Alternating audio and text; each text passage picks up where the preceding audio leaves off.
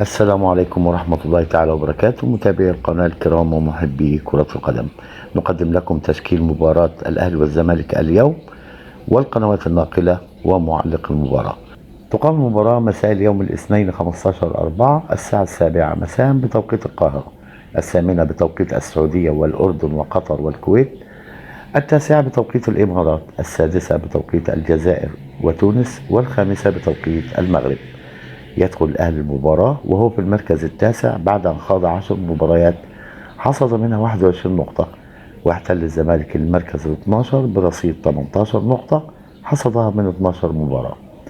أما تشكيل الأهلي في مواجهة الزمالك: حراسة المرمى مصطفى شوبير، خط الدفاع محمد هاني، رامي ربيعة، محمد عبد المنعم، علي معلول.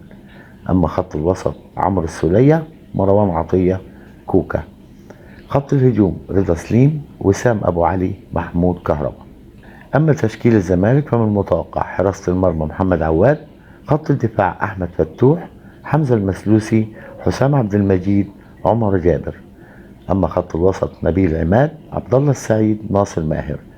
وخط الهجوم يتكون من مصطفى شلبي، ناصر منسي، أحمد زيزو.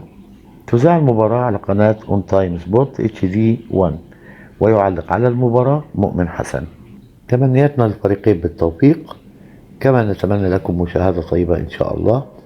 لا تنسوش الاشتراك ليصلكم كل جديد من مواعيد المباريات العربية والعالمية.